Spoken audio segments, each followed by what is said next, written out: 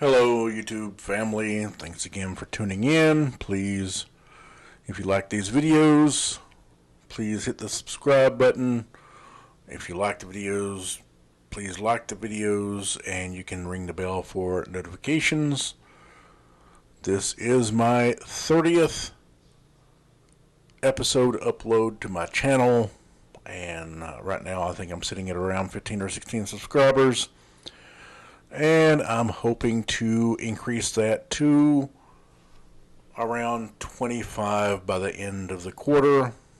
Don't think we're going to get there, but who knows? Maybe I'll be fortunate.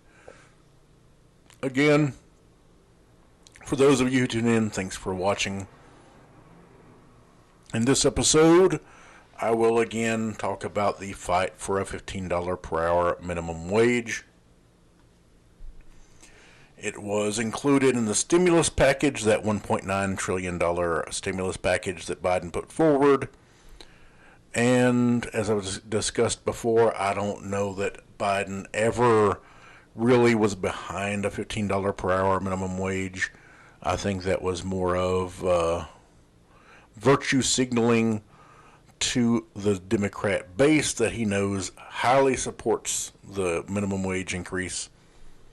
However, we are fortunate that progressives in Congress who are not beholden to the money of corporate interests and of wealthy individuals are continuing to fight for the $15 per hour minimum wage because they raise money from individual people. Therefore, they are only beholden to individual people instead of being beholden to the corporations and the wealthy who do not want a minimum wage increase because it would end up, they feel like, hurting them because it's going to cause them to have to pay their workers more money. And also, with a base of $15 per hour as the minimum in this country, that should cause the wages above $15 per hour to go up. And that's the whole point. For people's wages to increase because wages have been stagnant for decades. That is why you have the issue of people earning a decent living in this country who are not able to afford the same quality of life that a middle class family was able to afford in the 80s or the 70s or the 60s or the 50s. Because over the years, the corporations and the wealthy individuals have figured out that if they pay politicians money, politicians will get hooked on that money and they can end up dictating what politicians do as far as legislation, and it's allowed them to skate a bunch of laws and corral all the money up there with them while leaving very little for the rest of us. You know, it's no small thing that during a horrible pandemic-riddled year of 2020, the billionaires in America saw their wealth increase by $1.3 trillion, while the middle class and the working poor in this country saw their wealth decrease by, surprise, surprise, $1.3 trillion. The money is being pulled at the top, and they're not wanting to let go of any of it. So I'll start this video with a video from Ro Khanna. He is a House of Representatives representative and the first Justice Democrat. He was on with the Young Turks talking to John Iadarola about the fight for $15 per hour minimum wage.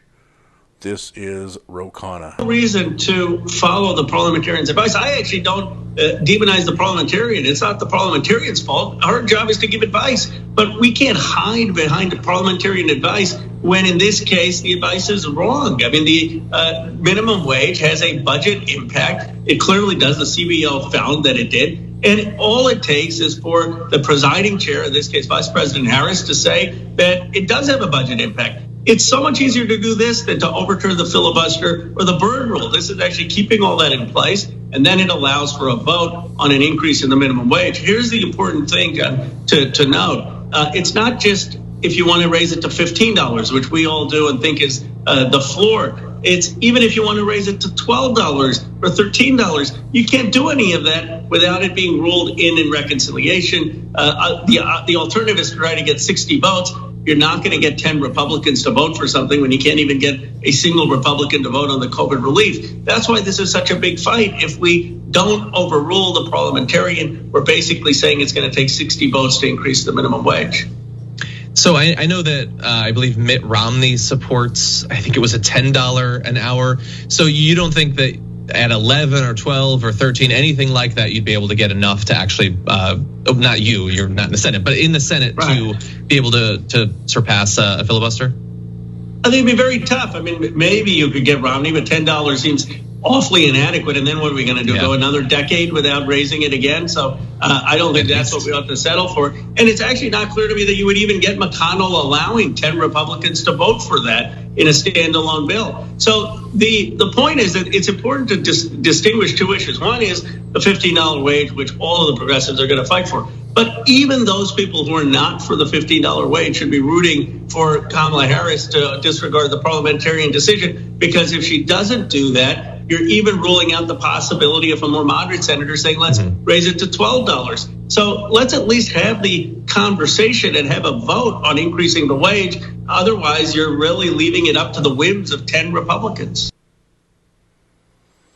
That was Ro Khanna discussing his fight. He was one of the House members, a progressive. This is a Reuters Ipsos poll. It showed that 59% of the U.S. adults polled supported a $15 per hour minimum wage. Only 34% opposed it. The $15 per hour minimum wage is rather popular.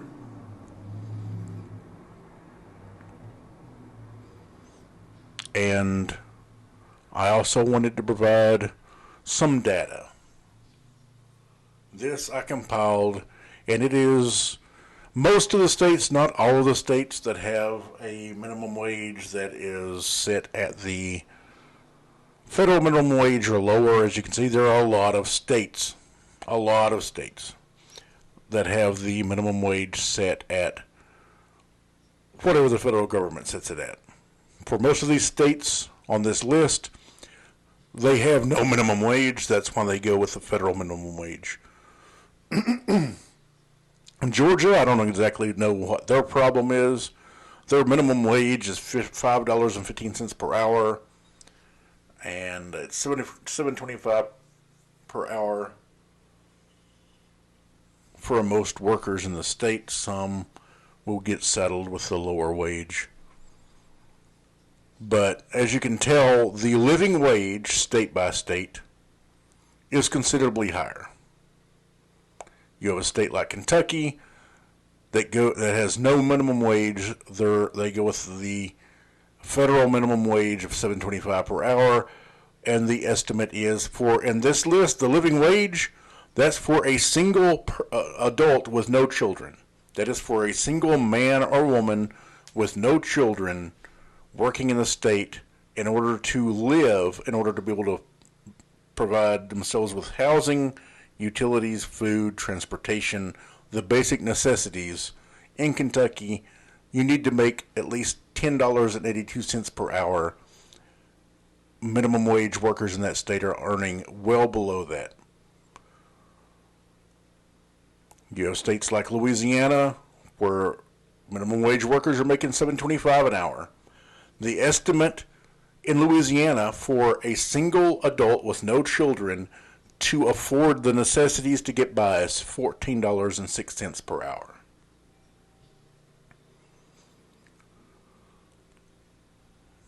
In Georgia, the estimated living wage is $15.36, so the raise to $15 per hour would not necessarily even provide the living wage in every state, but it's way better than what we've got.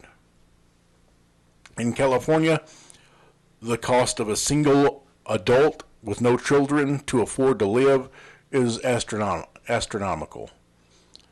But that's where we're at. You know, we have people in Congress fighting for the $15 per hour minimum wage.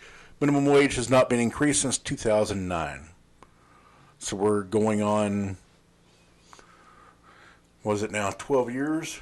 12 years without a pay raise? Over a decade. So anybody that watches this video who is working, imagine going for the last more than a decade without a pay raise. It's insane. The average age in this country of a minimum wage worker is over the age of 30. The average is over 30. You know, everybody argues that it's teenagers who live at home who don't need the money. Not true. That is a misnomer. People who are working for minimum wage, on average, are over the age of 30. They're adults. They have children. They are the working poor in this country. You have people who are working full time for minimum wage and living in a car. Homeless people working full time. It's absurd in a country as wealthy as the United States to have people suffering like that. And you have no Republicans supporting this. I have yet to see a single Republican support the $15 per hour minimum wage increase. You have certainly two Democrats who are loudly opposed to it, and that is Joe Manchin of West Virginia, one of the poorest states in the nation, and Manchin and Sinema of Arizona, which is not one of the poorest states in the nation. And it's also a state, it's out here in the West where I'm at. I live in Las Vegas, in Nevada. Arizona is not that far away. And I can tell you the cost of living for a single adult in Arizona is probably somewhere around $15 per hour at a minimum. These western states are certainly more costly than where I'm from. I'm from the southeast. I grew up in Tennessee and Kentucky, and the minimum wage needs to be raised. I mean, we can't have people working full time and being homeless. We can't have people working full time and depending on social services constantly to get by. I mean, as I said before, if you own a business and the only way your business can survive is by paying workers poverty wages, then one, either you can't afford workers and you need to do the job yourself, or two, your business just isn't viable anyway. It makes no sense to say I'm going to start a business and pay people enough money where they can't live working for me. And you have plenty of people that do that. Plenty of people go out here and start businesses and think, oh, I can hire people at minimum wage. That's going to be my cost. I need this many employees to run the business for me. And you have the people who start the business who don't even work in the business. And they're expecting their employees to work the business, make them money, so they can go off and start a new business and do the same thing. Replicate that same formula and make more money from the other business. And the person that's starting the businesses is making a lot of money, but paying very little to their employees. I mean, I'm sure you have plenty of small businesses where the business owner is getting by and they're not getting rich off their business. Like I said, they either need to work it themselves or their business isn't viable. But it makes no sense to have the mentality of, I'm going to start a business and I'm going to make a living because I'm not going to pay my employees enough for them to make a living. And again, that is, for all of you people that say you hate socialism, that is socialism at work. That is socialism for business owners. Business owners absolutely love socialism, which is, I'm going to underpay my employees. I'm going to count on tax dollars to supplement my low pay to them so they can get by.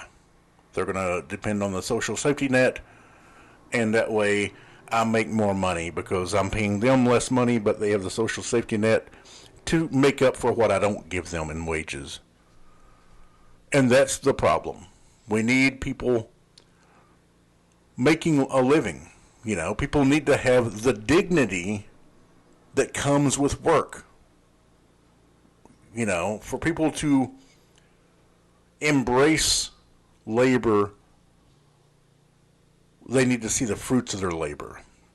if someone's working full-time or more than full-time, you have plenty of people who work well more than 40 hours per week who are getting way underpaid, and they're not seeing the fruits of their labor.